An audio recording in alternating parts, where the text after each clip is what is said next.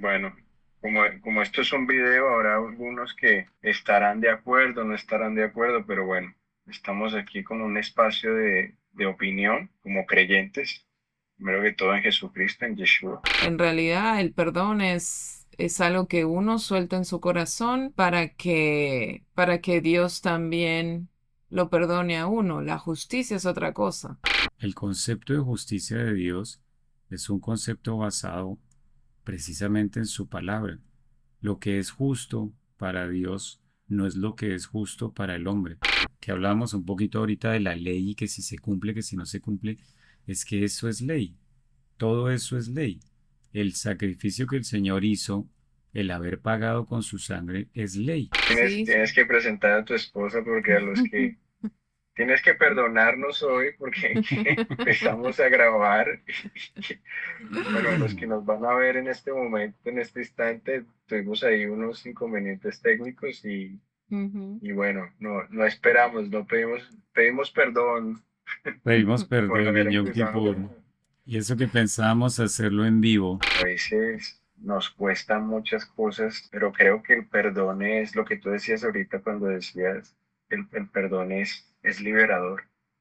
Perdón, te libera. Particularmente cuando yo empecé a leer todas las ordenanzas de Levítico, me impactó eso. Es una ley eterna. Donde hay que empezar es, estos cristianos, ¿por qué están haciendo esto? Bueno, nos pusieron la alarma.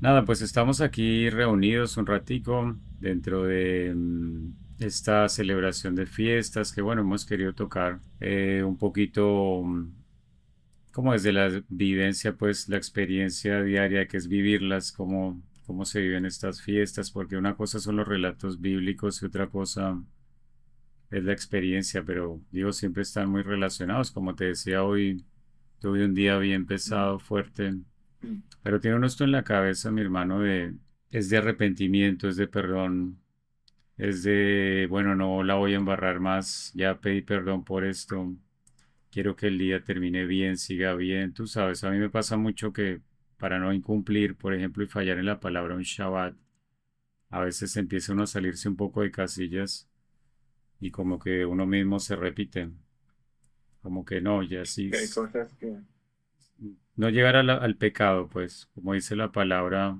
puedes exacerbarte un poco, pero no peques. Y tienes un tenerlo en la mente solamente.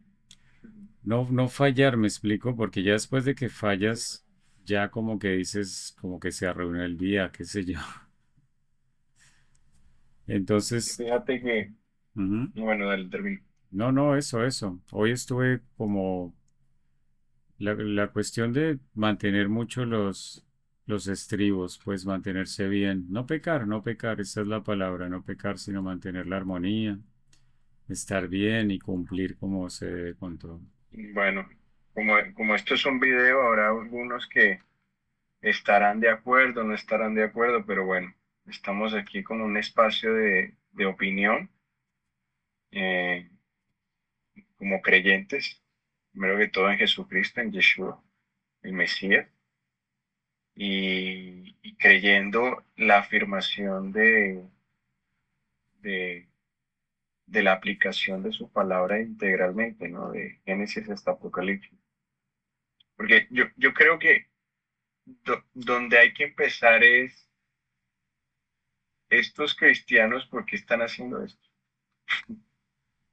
Entonces, el que nos vea hoy, mañana o en un par de meses, que le caiga el video, eh, creo que sería bueno de pronto dar como nuestro testimonio de por qué estamos hoy eh, observando este día, y cuando digo observando es celebrándolo, viviéndolo.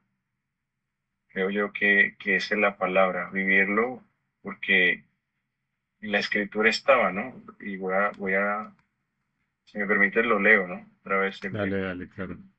es la porción que dice Levítico 23. Eso es lo que, eh, por eso estamos aquí hablando con Mauricio. Y, y esto es ministerio, esto es evangelio. Entonces dice, leo en la nueva traducción viviente, dice, el Señor le dijo a Moisés, asegúrate de celebrar el día del perdón, el 10º día del mismo mes, 9 días después del Festival de las Trompetas. Lo celebrarás como día oficial de Asamblea Santa, un día para negarte a ti mismo y presentar ofrendas especiales al Señor. Y yo lo leí esta mañana, pues completo todo como ese segmento en mi Biblia, está como en subtítulos.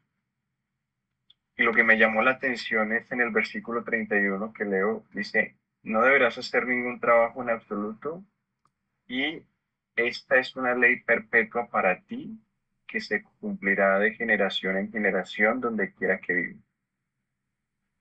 Particularmente cuando yo empecé a leer todas las ordenanzas de Levítico, me impactó eso. Es una ley eterna. Entonces me pasaba que yo contrastaba con lo que te predica muchas veces en las estructuras congregacionales, en que en Cristo ya no hay que cumplir la ley y todo este tipo de cosas. Pero yo me cuestionaba y decía, pero dice, el Señor le habló a Moisés, o sea, y el Señor dijo es ley perpetua. Entonces, ley perpetua de generación en generación, pues para mí la palabra perpetua es perpetua. O sea que yo también entro ahí. Eso fue Sí. lo que me empezó a inquietar para empezar a observar y participar en la festividad. Tú sabes que ahí la cuestión es que la palabra de Dios no son versículos, es, digámoslo así, todo un engranaje que yo creo que finalmente eso es lo que se convierte en tu relación con Dios. Porque puedes tú saberte la Biblia de principio a fin de memoria, pero tal vez eso no significa nada, sino que es cuando tú empiezas a encontrar un versículo con otro y empiezas a tener esta revelación y empiezas a tener es entre líneas que el Espíritu Santo también nos empieza a revelar y empiezas precisamente a construir un concepto. Cuando tú separas eso y cuando tú dices, no, Moisés fue para los judíos y nosotros ahora somos gentiles y borras todo lo que hay en medio, que son versículos como por ejemplo ya no hay judíos, ya no hay griegos, ya no hay gentiles, sino que todos somos y todos estamos juntos y como hijos de Dios y los que crean en Yeshua, en Jesús. Entonces, eso es lo que yo digo como los enlaces entre una cosa y otra. No puedes entender eso si no enlazas otros conceptos que son supremamente relevantes, porque, ok, así empezó todo, con la entrega de la Torá y la ley a Moisés, pero luego eso se convirtió no en otra cosa, sino que se entendió, creo que es la palabra. Lo entendimos, empezamos a entenderlo a un nivel Ujú. espiritual, a un nivel mucho más cercano, ya con la revelación del Espíritu Santo, etcétera, etcétera. Entonces tú empiezas a tener una idea mucho más completa, digámoslo de esa manera. No puedes salir con cosas como que esto es para judíos y esto es como, o sea, ¿cómo se interpreta eso? No, no es posible. O sea, perpetuamente para judíos, pero no para gentiles. Entonces, ¿en dónde quedan los judíos que hoy no van a creer en Yeshua? Entonces tampoco lo necesitarían, porque pues ya les fue dicho otra ley y otras cosas. Entonces, yo creo que es más difícil sostener todos esos argumentos de separación que, que lo otro que sí empieza a tener congruencia, digamos la circuncisión también. al ser primeramente de carne y ahora de corazón, pero el concepto es el mismo. En definitiva, la ley lo que te dictaba era eso, que Dios va a circuncidar, es decir, Dios va a trabajar en cada uno de nosotros y vamos a tener que entregar ese pecado, por así decirlo, que cometemos todo el tiempo. Entonces ahí como que ahí es donde viene mucho la cuestión espiritual y revelación, ¿no? Que es la que une esos conceptos y los hace obviamente totalmente evidentes. Es lo Ahora, que... ahora bien, mira, Ujú. yo creo que el concepto de la ley, de la implementación farisaica, de la observancia, eh, que generó esas cargas, que era lo que decía el Señor, eh, y que Él venía a implementar la ley y no a abolirla, era de la manera en que Él la estableció desde el principio. Entonces, mucha gente dice, bueno, pero si no lo hago, es pecado. Y entonces viene la pregunta, ¿y qué es pecado? Si tú preguntas eso desde el concepto evangélico cristiano, bueno, moderno, dependiendo de cada denominación, la mayor definición que yo he encontrado es que la gente te dice que pecado es no dar en el blanco. Y yo le pregunto, ¿y en qué parte de la Biblia dice no dar en el blanco? Dice, no, no dice, pero que es una interpretación. Y esto es una conversación que a veces he tenido con líderes. Y yo les digo, mira, la misma Biblia te dice que es pecado y es infracción a la ley. Entonces, eh, creo que en mi caso, la interpretación que le doy al día de hoy, al tema de las fiestas, es un tema de consecuencia de la relación que tienes con el Eterno, con el Señor, para poder, digamos, realmente querer hacerlo, ¿sí? Porque fíjate que hay una parte del pasaje que dice, creo que en otra versión dice, que es un tiempo para negarte a ti mismo. Y ese tiempo para negarte a ti mismo, pues está en el énfasis desde la observancia netamente, a mí no me gusta llamarlo judío, porque Judá es una tribu, es más que la observancia del judaísmo como religión, es toda esta parte ritual y del ayuno ritual. Pero si tú miras en el texto, cómo es el ayuno? Dice que cuando ayunes, eh, parafraseándolo, es que, bueno, como arréglate, o sea, como que no se te note externamente para que tu Padre Celestial te recompense en lo público, ¿sí? O sea, lo haces en lo privado para que te recompense en lo público. Y encontraba yo en un comentario que se asemejaba como cuando el que hace buenas obras y lo celebra, como que suena la trompeta, oh, hice esta buena obra, ¿sí? Es más o menos la comparación entre la oración del fariseo y del publicano.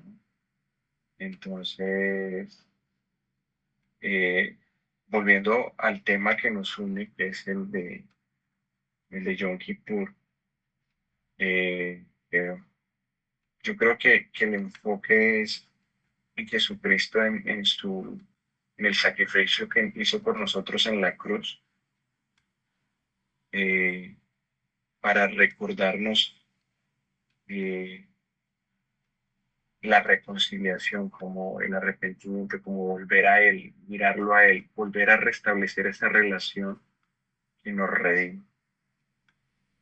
Y bueno, para mí el tema del ayuno es eso, como negarte, pero si lo haces por ese propósito, no como oh, hay que ayunar y bueno, ¿por qué estás ayunando? Entonces, creo que esa es la diferencia que tenemos cuando tenemos al Espíritu Santo que nos anima a este tipo de acción en esta fecha. Cómo lo ves tú, amor? Bueno, yo lo que te decía era, yo lo veía así un poquito,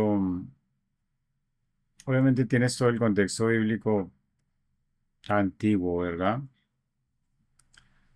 Tienes cómo se celebra, qué es lo que hay que hacer, etcétera, etcétera.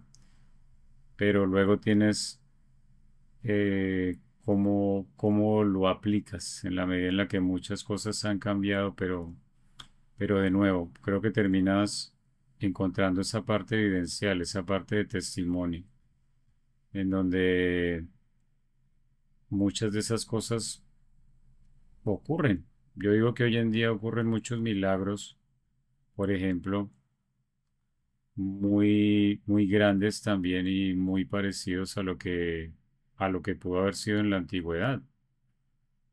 Yo el otro día estaba pensando precisamente en un concepto que lo tenía por ahí anotado, el versículo que habla de que una palabra bastará para sanarte y le dice, no, simplemente una palabra. Y uno lee mucho esos versículos todo el tiempo, pero, pero simplemente los ve muy por encima. Bueno, sí, la fe del hombre que no necesita la presencia, sino que simplemente lo que él diga ya es suficiente, bueno, etcétera, etcétera. Pero, pero yo el otro día, por ejemplo, lo relacionaba ya con una vivencia personal y era el hecho de que a veces tú puedes durar afligido muchísimo tiempo o consternado y puedes durar días, meses, tal vez buscando, esperando una respuesta de parte del Señor o cualquiera de estas cosas. Y simplemente un día te levantas y oras y encontraste una palabra, un versículo en la Biblia y eso te llevó a una cantidad de relaciones y de cosas que tú en ese momento fuiste sanado. Digamos, si estabas triste o afligido, pues la aflicción se fue. Y eso es así, es automático, es como, vuelvo y te digo, milagroso, o sea, como que el Señor en algún momento simplemente pone el favor y una simple palabra que tú encuentras en la Biblia te sana. Literalmente tu ánimo cambia, literalmente eres transformado, literalmente hay una revelación, hay algo ahí. Y entonces entiendes cosas como esas. A veces una simple palabra basta para eso, para sanarte. O sea, para el Señor es tan fácil que pues somos nosotros los que tenemos que estar peleando en esa lucha constante contra la carne, afligiendo, ayunando, buscando cómo acercarnos, cómo encontrar esas respuestas. Pero el Señor simplemente llega con una palabra y te sana. Y creo que finalmente ese es el fondo del Evangelio, en la medida en la que no es algo, recuerdo que alguna vez en una iglesia casi me fusilan por eso, porque porque yo dije que la palabra de Dios no era lo que estaba precisamente literalmente escrito en la Biblia, que sí, por supuesto, esa es la palabra de Dios y está ahí, Él la dejó escrita, pero que la palabra es algo que va más allá y que la palabra es algo que tú encuentras detrás, porque hay gente que se la sabe de principio a fin, de memoria, pero por ejemplo no tiene una relación con Dios. Eso es así. Lo que estás diciendo ahí es prácticamente la implementación que damos el día de hoy como creyentes a través del Espíritu Santo. Por ejemplo, fíjate en el contexto del perdón. ¿Cuál es la frase más eh, común que has escuchado sobre el perdón? Y es como un perdón condicionado. No sé si lo has escuchado, que dice, yo lo perdono, pero no lo olvido. Sí, sí. No, pero bueno, eso ya son cosas, son frases del mundo. Claro, pero fíjate que a veces en las iglesias, o sea, cuando digo iglesias, no me refiero a la congregación, o sea, la iglesia somos nosotros, pero nos encontramos, óyeme, pero ¿qué pasa? Y no, no, es que lo que me hizo fue terrible. Sí, es imperdonable. es imperdonable, o que lo perdone Dios. Que lo perdone Entonces, Dios. entonces uno dice, pero en ese momento uno se acuerda, por ejemplo, hoy leía ese pasaje que está en la conexión con el perdón. Dice, si perdonas a los que pegan contra ti, tu Padre Celestial te perdonará a ti. Y tiene un condicional, ¿no? ¿Cuál es el condicional? Que si no lo haces, Tampoco te perdonan. exactamente. Entonces, es como decir, bueno, ¿cómo voy a condicionar el perdón? Y creo que esa es una de las grandes pruebas que tiene el perdón. ¿Qué eres capaz de perdonar y qué no eres capaz de perdonar? A veces nos cuestan muchas cosas, pero creo que el perdón es lo que tú decías ahorita cuando decías, el perdón es liberador, perdón te libera. Y, creo, no sé si te ha pasado, pero alguna vez me pasó, alguien me preguntaba, pero mira lo que te hicieron. Y como que yo analizaba eso y decía, sí, pero como que ya no tengo la conexión emocional hacia eso. Y yo creo que eso es lo que hace el Señor sobre nuestras vidas. Entra en esa relación con el Espíritu Santo y como que hace un clic, como que parte esa conexión y como que, bueno, queda el suceso, pero tú ya no resientes, tú ya no vuelves como a esa amargura o a esa circunstancia que te afligía. Hay una parte que hace uno y hay otra parte que definitivamente hace Dios. O sea, yo siempre he dicho que la capacidad de perdón, por ejemplo, que puede tener un creyente no es simplemente porque el versículo dice que no me van a perdonar a mí, entonces yo tengo que perdonar. Si está esa presión constante, ¿me explico? El creyente Sí. tiene la presión de yo debo cumplir la palabra y eso tengo que hacerlo. Eso está ahí. Y sí, pero está la otra parte que es la que Dios pone y es la paz que Él te trae y es la paz cuando haces lo correcto. Yo creo que es como el premio. Ese premio que le da cualquier papá a cualquier hijo cuando le dice, bueno, mira, tú pórtate bien y haces esto bien y recibes Ujú. y luego te sale con alguna sorpresa o con cualquier cosa. Y es ese premio y es eso es como lo que el Señor, esa es la parte que el Señor pone, porque no sé, el Señor literalmente, como dice la Biblia, te fortalece. O sea, eso es algo que no viene de ti, eso es algo que uno no puede lograr por más capacidad de perdón que tenga. Hay cosas que no se pueden. Por ejemplo, la forma en la que se asimila la muerte, yo creo que es un buen ejemplo. Algo tan Ujú. trágico que sí, siempre será difícil para un creyente o para cualquiera, al creyente o no creyente, pues obviamente la muerte siempre es difícil de un ser querido, de alguien. Pero, por ejemplo, en ese caso, tú haces tu duelo y todo, pero hay una parte que el Señor pone y es esa parte en la que realmente tú puedes olvidar. O puedes dejarlo ahí, seguir la vida sin, sin preocuparte. Y luego encuentras el versículo, porque el versículo dice, no se preocupen por ellos, que finalmente, pues los muertos que velen a los muertos, en el entendido de que si somos salvos, si ellos fueron salvos y murieron en la fe del Señor, pues se van a ver. Esa es la esperanza. ¿Me explico? Entonces, por eso siempre el afán del creyente de conviértanse, porque como que queremos vernos todos por allá, ¿verdad? Pero hay una parte que el Señor pone, eso, yo creo que ya no es humano, o sea, no, hay cosas. Sobrenatural. Sí, sí, yo he visto casos, testimonios de personas que mató al hijo y luego va y le da un abrazo y le dice, ¿sabes qué? Te perdono.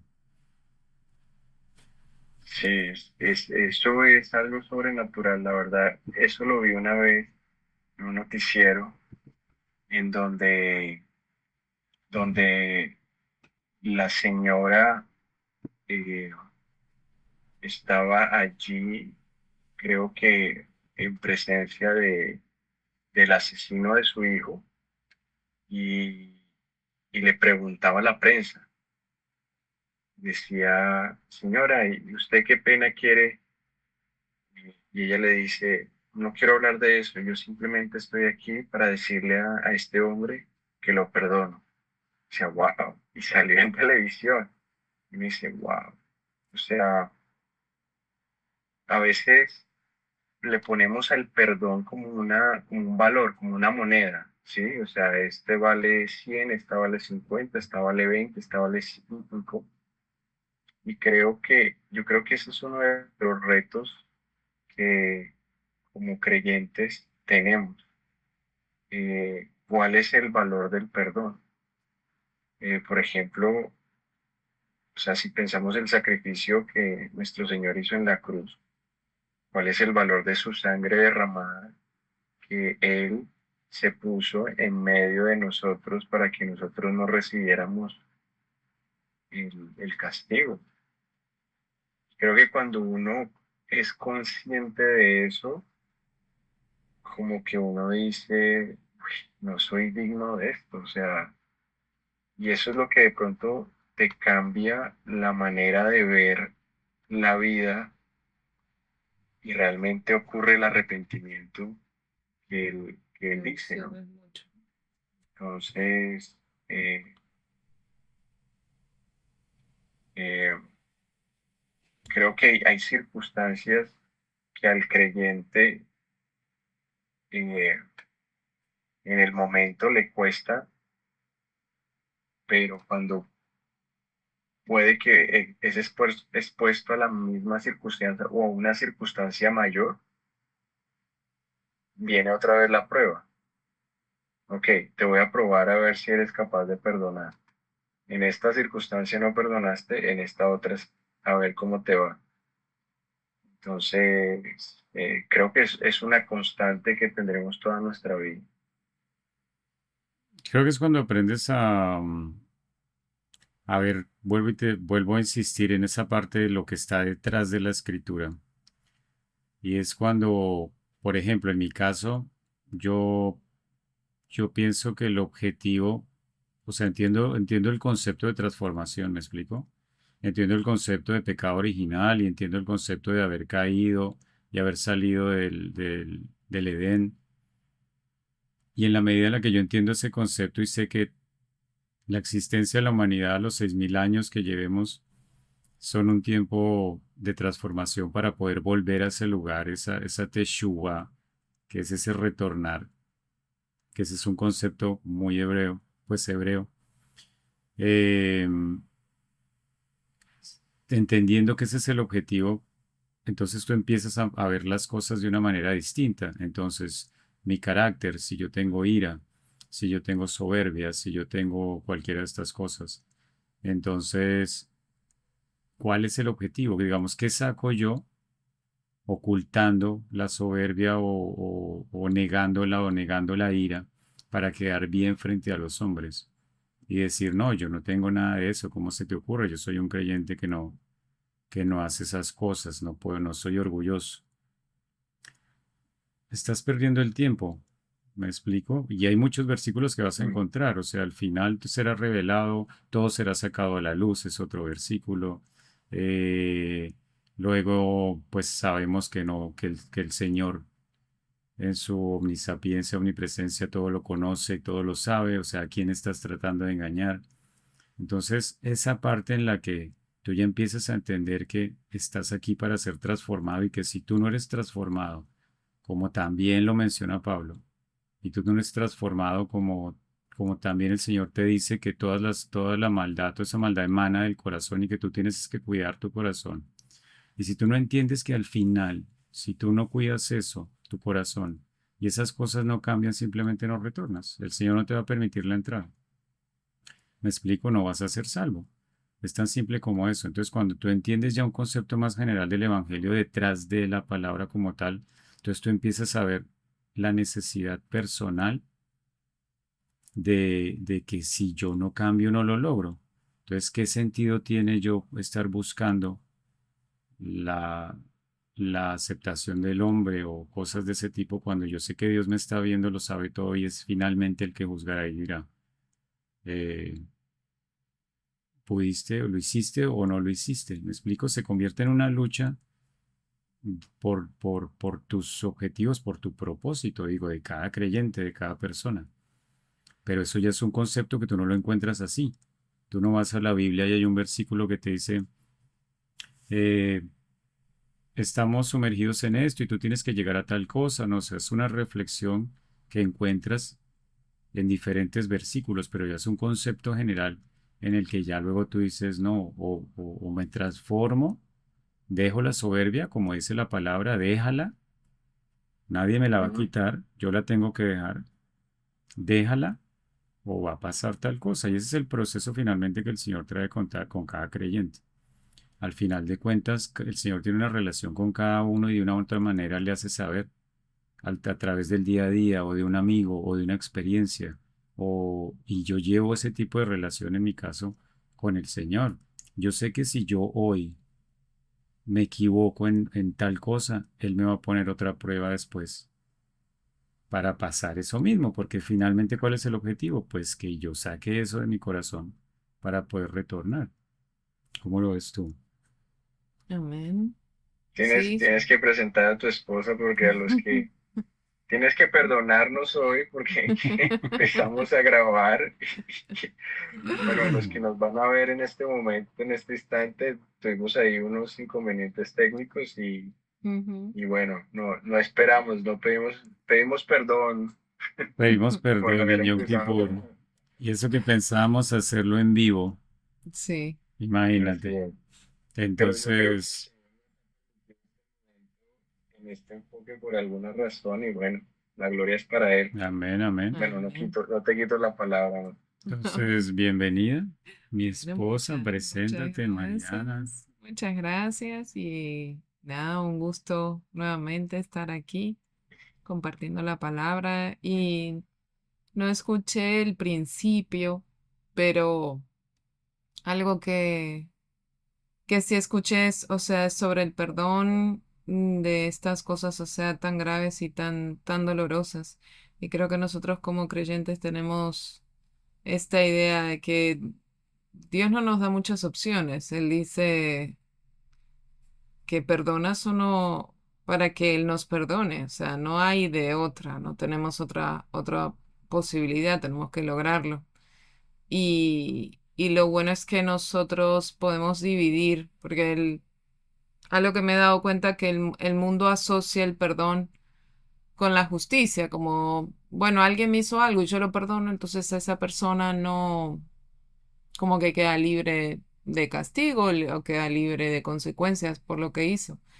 Y no, en realidad el perdón es algo que uno suelta en su corazón para que Dios también lo perdone a uno. La justicia es otra cosa, la venganza es otra cosa, y eso está absolutamente en manos de Dios. Y creo que esa división y esa diferencia es la que nos permite a nosotros poder hacerlo, cosa que a personas que están más allegadas al mundo les es tan difícil. Eso, sí. Y mira que ese Mira que lo que concepto, dices, sí, ahí me acordaste de algo, eh, y es el tema que mucha gente cita esto. Ya no estamos bajo la ley, sino bajo la gracia. Y se dice muy rapidito, ¿sí? Pero la gracia tiene un estándar más alto, increíblemente.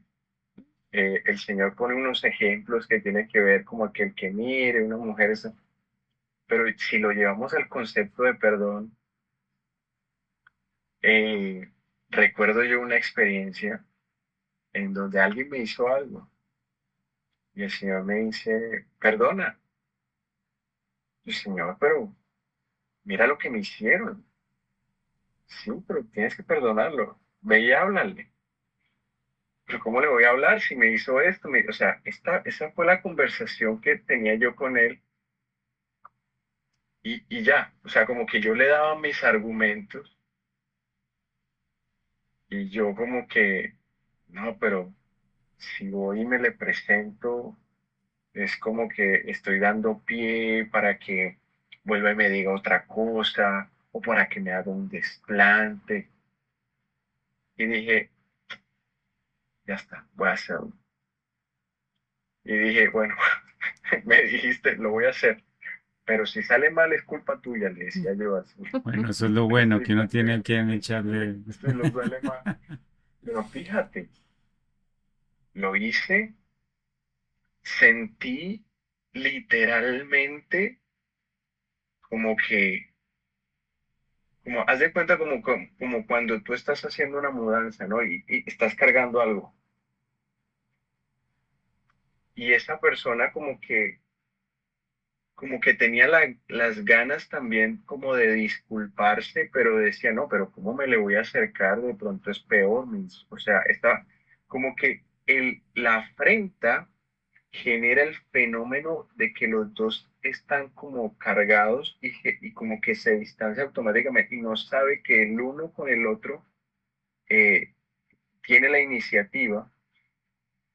Y cuando eso me ocurrió, luego leí el pasaje. ¿Te acuerdas cuando, cuando el encuentro entre Saúl e Isaac, como que mando primero tanta gente adelante, a ver cuántos hay, no, vienen con tantos otras personas. Y él estaba diciendo, bueno, me arrodillo, voy haciendo una cantidad de cosas. Y mira que el pasaje simplemente dice que lo vio y fue y lo abrazó y como que se emocionó. Hubiera sido, yo creo que esa es la misma reacción que a veces nos pasa como que cuando vamos y vamos a pedir perdón, como que a veces de pronto nos esperamos es como la peor circunstancia y eso es lo lindo con el Señor en la gracia que Él nos sorprende. Entonces, ahorita que decías eso, me acordé de esta parte, no sé si tienes alguna experiencia similar. No, y de nuevo, mira en lo que cae todo el asunto, cae en hacer lo correcto. Y mira que hablábamos del concepto de Teshuvah, de retomar el camino, y es hacer lo correcto. Y no sé si, yo creo que les ha pasado, a todos nos ha pasado como creyentes, y es eso de que no quieres hacerlo como tú mencionabas, no, pero es que yo no quiero, mira lo que me hizo.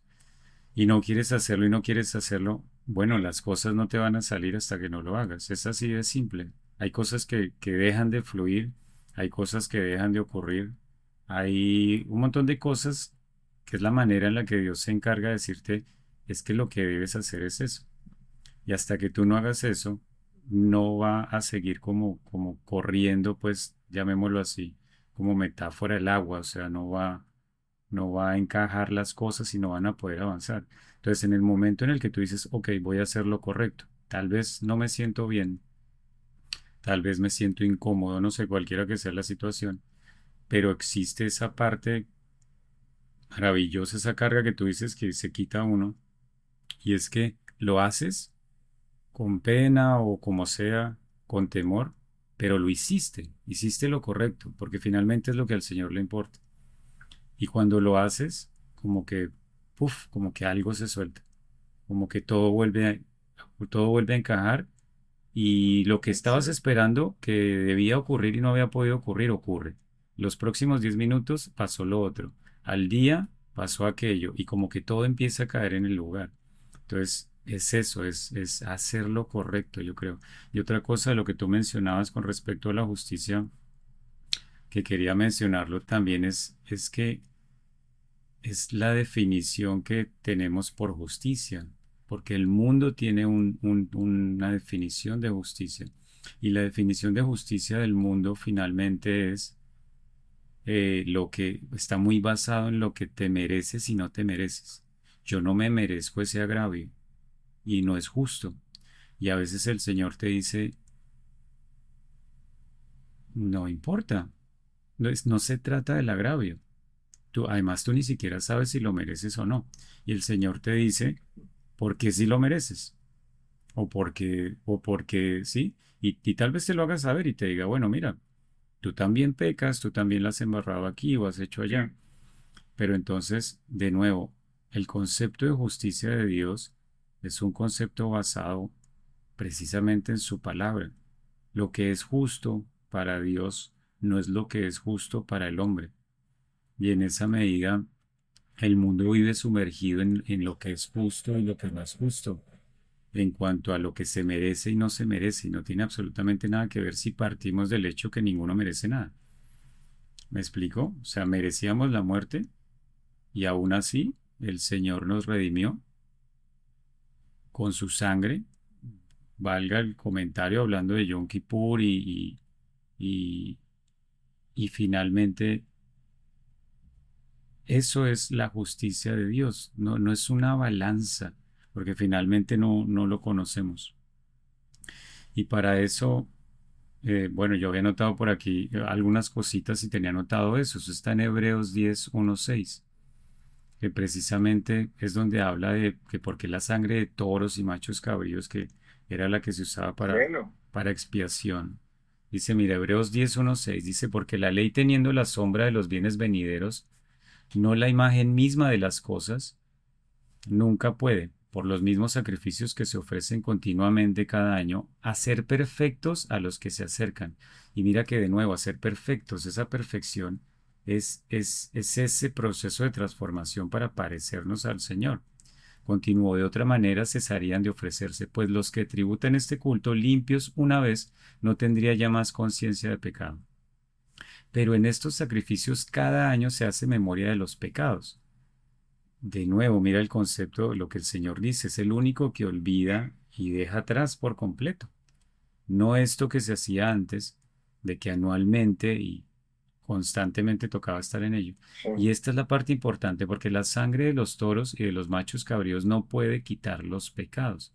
Por lo cual, entrando en el mundo, bueno, ahí continúa, pero bueno, luego en el versículo 10 retoma y dice, en esa voluntad somos santificados mediante la ofrenda del cuerpo de Jesucristo, hecha una vez y para siempre. Entonces ahí está, que hablábamos un poquito ahorita de la ley y que si se cumple, que si no se cumple, es que eso es ley, todo eso es ley. El sacrificio que el Señor hizo, el haber pagado con su sangre, es ley. Lo que pasa es que espiritualmente, pues, fue transformada en un sacrificio único, que es lo que está mencionando hoy la palabra. Entonces, era lo que iba, ¿ves? O sea, es ese, esa cuestión de que de esto no se trata de que si hay ley o no hay ley, es que la ley está ahí y simplemente ha sido transformada, digamos, o se ha convertido en algo diferente. Mm. bueno, nos Sí. pusieron la alarma.